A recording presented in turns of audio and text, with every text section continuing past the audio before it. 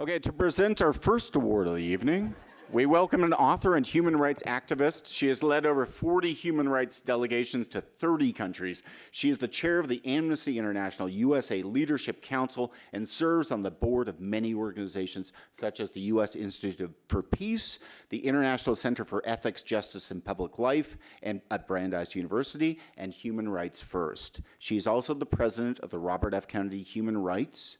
I'm pleased to present Carrie Kennedy.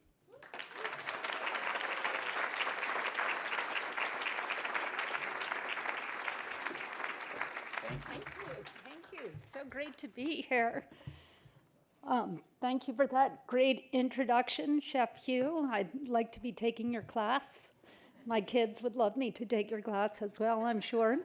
I'm honored to join you and to present the first award tonight, the James Beard Award, to the coalition, to the co-founders of the Coalition of Immokalee Workers, Greg Asbed and Lucas Benitez. And I also want to introduce Laura, Greg's wife, who's also a co-founder of the organization. Can you guys just stand for a second? Amazing, these amazing people.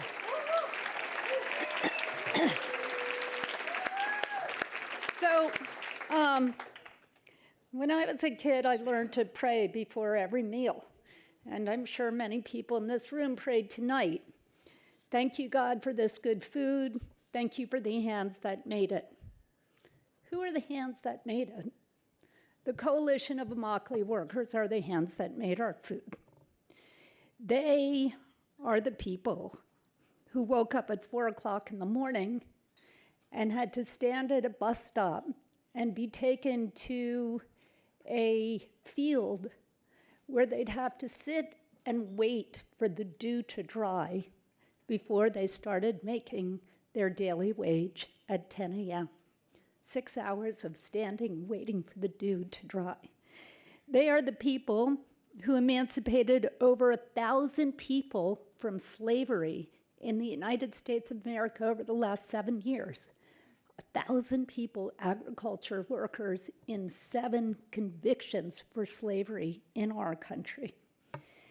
They are people who picked our food despite being sickened by pesticides, despite having their meager wages stolen, despite being physically assaulted when they asked for their wages.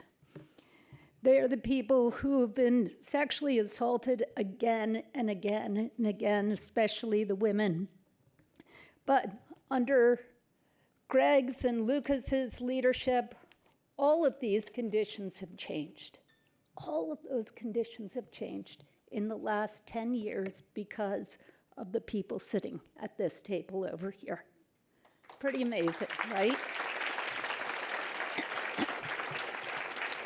They brought together the workers, the students, the religious leaders, the visionary elected officials like Jim McGovern and others to demand change.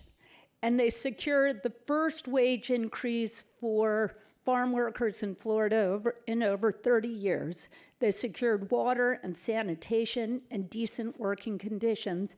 And now the Fair Food Program covers over 90% of the tomato pickers throughout Florida and South Carolina and the eastern part of the United States. They won concessions from McDonald's, Burger King, Long John Silver, Walmart, and many more. Yep, amazing. So just so we don't take this for granted, because sometimes I think when we see social justice change, we think, well, that was inevitable because those conditions were so inhumane. But that's not true. It's not inevitable. And let me give you an example of that. The Coalition of Immokalee Workers is in Florida. It's not in New York. It's not in New York. And what happens in New York? In New York, farm workers do not have the right to a day off per week or to overtime pay, very little rights to workers' comp, and no right to, to a day off per week. So what does that mean? So one of the farm workers I spoke to at Hudson Valley Foie Gras, and anytime anybody in this room goes into a restaurant in the east to the east of the Mississippi and it says foie gras on the menu, that comes from Hudson Valley Foie Gras. It all comes from this one farm. And these are the conditions. I said to this farm worker, what are your working hours? He said, I work 4-hour shifts from midnight till 4 a.m., from 8 a.m. till 12 noon, from 4 p.m. to 8 p.m., and I start again at midnight. I said, okay, so when do you get a day off? He said, no, we don't get a day off. Well, after a week, do you get a day off? No. After 30 days, how long it takes to sort of fatten up a goose to slaughter it for foie gras? He said, no, because we have young birds coming in.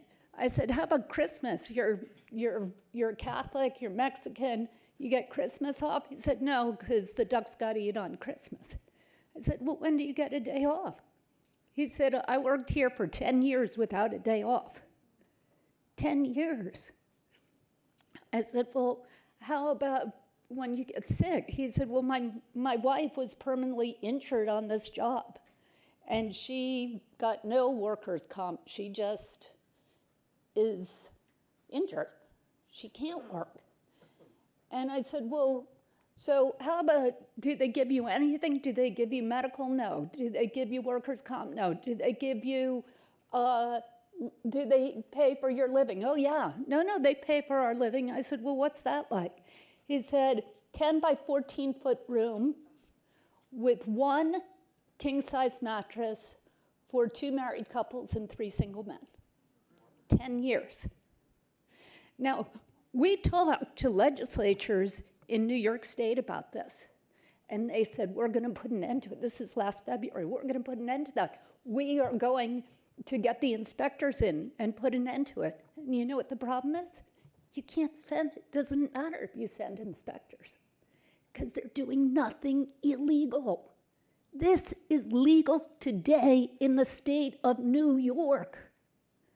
How about that? We have got to put an end to that. And that's why what you're doing here is so important. That's why when Chef was talking about this program to get the food industry involved in legislation, that's so important. Because it doesn't matter how great you make the food that we're eating tonight. We have to make the working conditions humane for every single person we pray for, every single one. And let me just say, a lot of people have worked hard on this for many, many years. A lot of very, very smart people. Nobody has been as successful as the Coalition of Immokalee Workers. And I just want to end by saying this. My father is Robert Kennedy. And in 1968, March 1968, he went out to Delano, California, and he spoke to 6,000 farm workers. And it was when Cesar Chavez was ending his great fast. And he said, when you are old and bent with age, and you see your children and your grandchildren going off to work and off to school, you will look back on your life, and no moment will make you more proud than when you can say to them, I was there at the moment of danger and difficulty, and I marched with Cesar. So there are very few people in this room tonight who can say, I marched with Cesar, but everybody can say, I stood with the Coalition of Immokalee Workers. That's what you're doing. That's what this is all about. And I want to thank you for your support of this great group.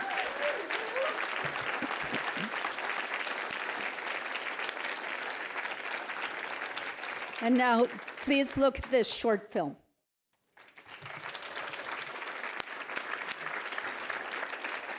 Please welcome Lucas Benitez and Greg Asbed.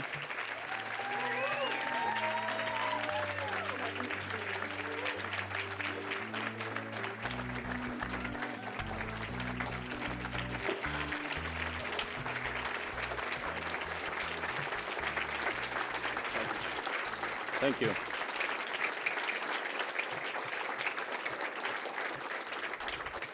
Thank you, Carrie, for this introduction. And thank you. Many people came from California and North Carolina to join us tonight. It's a special night for us. And thank you, Laura, Isaiah, and my wife, Veronica, and my kids, Ixael and Edair.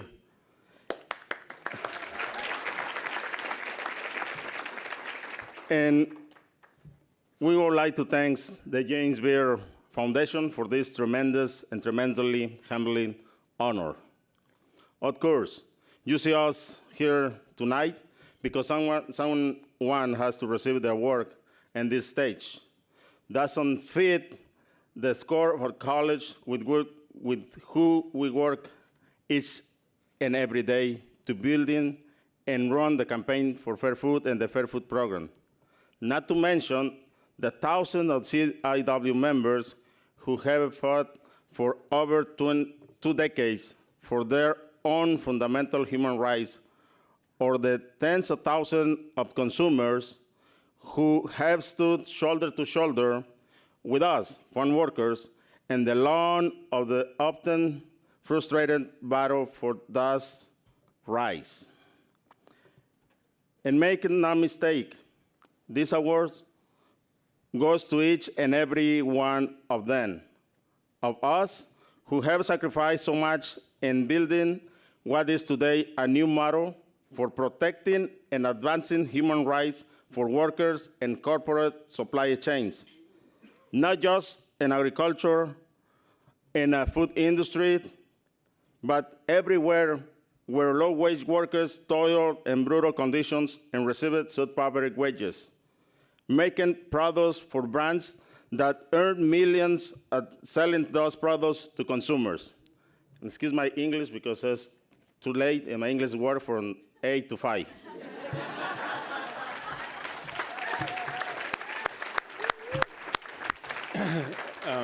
I just wanted to add a few words, and since I saw that our MC made it fair game to have sort of moderate profanity, I'm going to change the words I had and just go. I'm kidding. I got my child over there. I'm not going to say anything about it. No, I would obviously thank you very much to the James Beard Foundation for this incredible honor. And I just want to underscore something that we talked about today in the conference. And I don't know how many people here were in the conference, but the Fair Food Program and the worker-driven social responsibility model that the Fair Food Program is the leading example of are truly a new paradigm for the protection of the fundamental human rights of workers in corporate supply chains, be it in agriculture or in electronics or in textiles. Anywhere workers are underpaid, underprotected, and undervalued. And that's for two principal reasons. The program, its unique success is due to two key elements. First is the fact that worker participation is built into the program at every level, from the drafting of the code of conduct to the worker-to-worker education, some of which you saw in that video, some photos from that you saw there, to the complaint process and to the participatory audits that take place in the field. But second, the market consequences that are established in our agreements, binding legal agreements with 14 of the biggest buyers in this world of produce, make it that the growers who are working under the code realize that if they violate the code and do not fix those violations, they cannot sell to those 14 multi-billion-dollar buyers of produce. And what that's done has allowed us to go from chasing violations like the 7 slavery operations that we chased for years in the 1990s and early 2000s, chasing violations, investigating them, bringing the wrongdoers to justice and helping people rebuild their lives, to actually preventing those violations from happening. And we can tell you from personal experience that a world where prevention is the new norm, it is infinitely infinitely preferable to the alternative. And so that is, I suppose, why we're here today, because that's really what's happened in the fields in Florida, and we look forward to it expanding further. The next place where the model will be expanding is in the Northeast dairy industry, and that will be happening very soon, beginning next year. And so we just thank you for your support today, and we thank you for your continued support as this program continues to grow. Thank you. Thank you.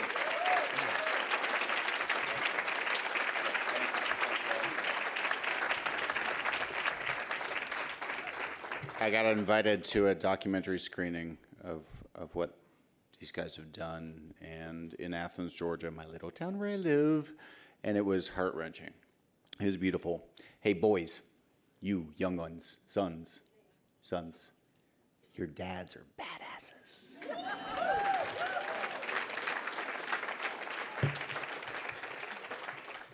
You're all badasses. Congratulations, Craig and Lucas.